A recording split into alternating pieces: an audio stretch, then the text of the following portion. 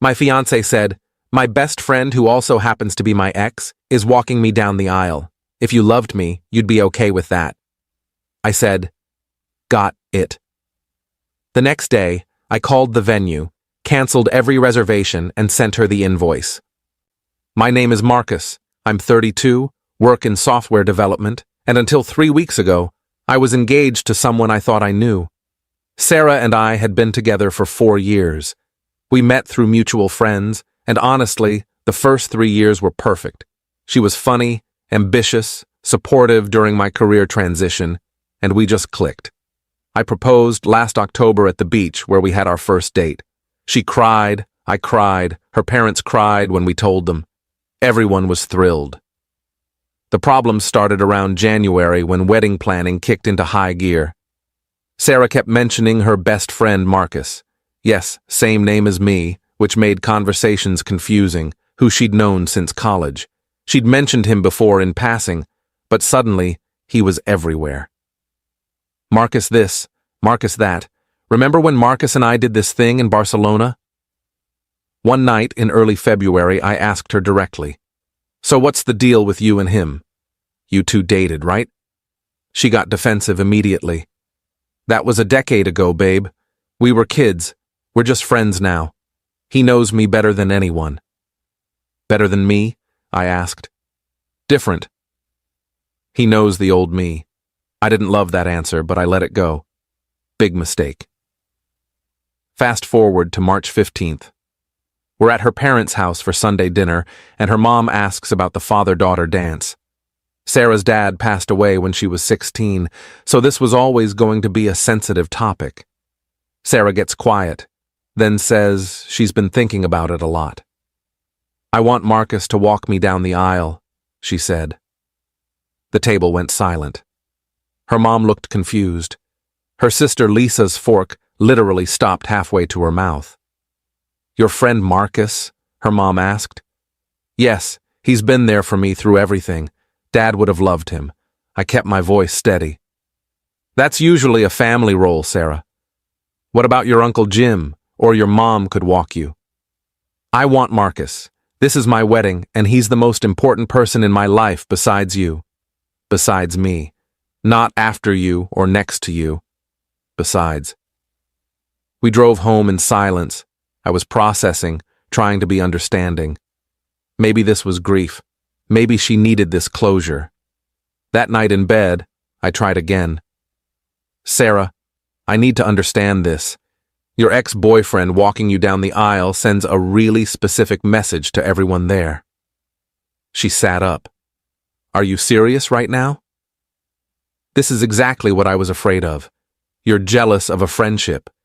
It's not just a friendship when he's taking the role of the most important man in your life at our wedding." "Oh my God." She actually laughed. "You're being so insecure." "Marcus is gay, by the way. He came out 2 years after we broke up. Is that better? Does that make you feel like a big, strong man now?" That felt like a slap. "This isn't about his sexuality, Sarah. It's about what this symbolizes. It symbolizes that I have people who love me unconditionally, not just when it's convenient for them." Her voice was ice cold now. "You know what? My best friend, who also happens to be my ex, is walking me down the aisle. If you loved me, you'd be okay with that." I stared at her for a long moment. Then I nodded. "Got it." She smiled, kissed my cheek, and went to sleep. I didn't sleep at all. The next morning, March 16th, Sarah left for work at 7:30 like always. At 8:05, I called the venue. The coordinator, Jennifer, answered cheerfully. "Hi, Jennifer, this is Marcus Chen. I need to cancel our wedding reservation for August 12th. Long pause. Oh no. Is everything okay? Just need to cancel. What's the cancellation policy?" She walked me through it.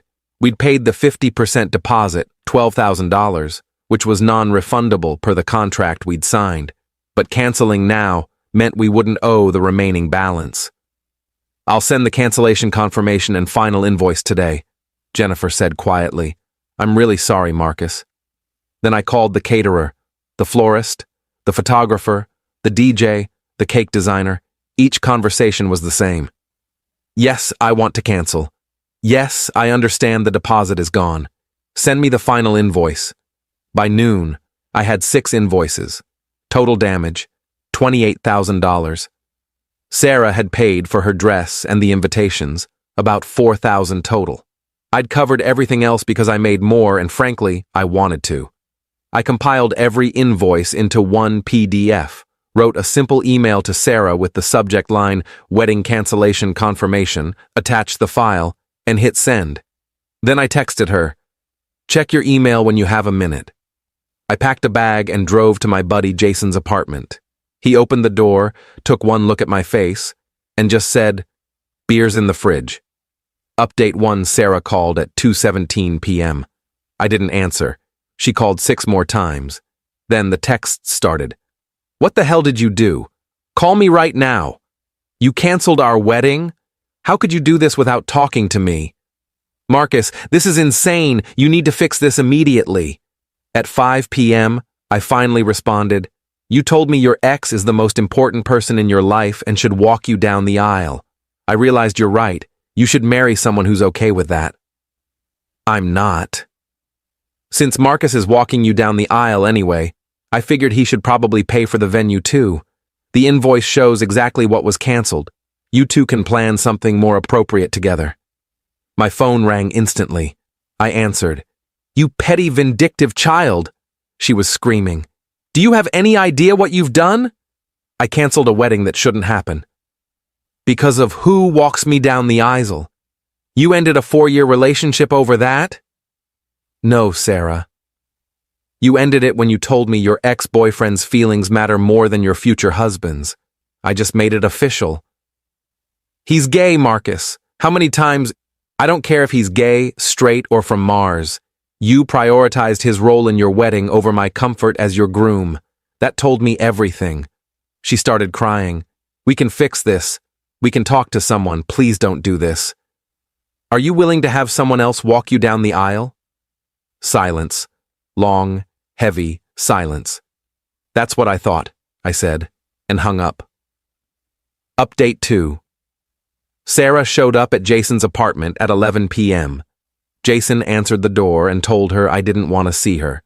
She shouted through the door that I was ruining both our lives over nothing, that everyone would think I was crazy, that her mother was hysterical. "Tell her to ask Marcus for comfort," I called out. "The other Marcus. He knows her best, apparently." She left after 20 minutes. The next day, March 17th, her sister Lisa texted me. "Can we talk? Just me and you. Coffee?" We met that afternoon. Lisa looked exhausted. "Marcus, I need you to know something," she started. "I love my sister, but she's wrong here. Dead wrong." "Okay?" "She called him last night. The other Marcus. Told him what happened, that you canceled everything." Lisa stirred her coffee without drinking it. "He told her he never agreed to walk her down the aisle. Said she mentioned it once, and he told her it was inappropriate, that it would disrespect you and your relationship. Sarah apparently decided to push it anyway, and figured he'd come around." I blinked. "He said no?" "He said absolutely not. He also said, and I'm quoting, 'Sarah, I love you, but you're being delusional. That man was going to be your husband. You don't do that to someone you actually love.'" Lisa finally looked at me. "He's not paying for anything, Marcus. He thinks she created this whole mess. Where does that leave her? 28,000 in the hole and no wedding." Lisa's eyes filled with tears. "Mom offered to pay half if Sarah apologized to you and you guys went to counseling. Sarah refused, said you should apologize to her." Update 3. A week passed. Mutual friends started reaching out. Most were supportive of me once they heard the actual story. A few thought I overreacted, that I should have just dealt with it for one day. On March 24th, Sarah's mom called me. Eleanor had always been kind to me, and losing her hurt almost as much as losing Sarah. "Marcus, honey, I'm not calling to change your mind," she said softly. "I'm calling to say I'm sorry. What Sarah did was selfish and cruel, and you deserved better. Her father would have been horrified by how she treated you. I couldn't speak for a moment. Thank you, Eleanor. That means everything. She's moving back home for a while. Lisa's helping her cancel the invitations. The other Marcus, the friend, apparently stopped speaking to her too. Said she used his sexuality as a shield for inappropriate behavior and he won't be part of it. I never wanted to blow up her whole life, I said. You didn't, sweetheart.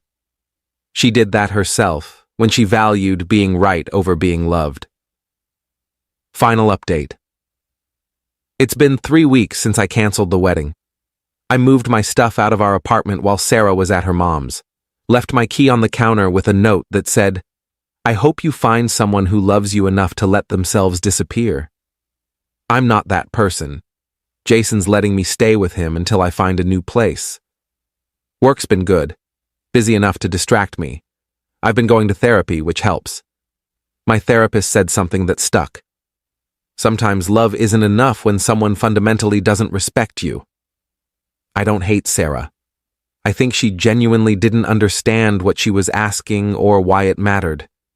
Maybe years of friendship with Marcus blurred the lines for her. Maybe grief over her dad made her cling to familiar comfort. I don't know.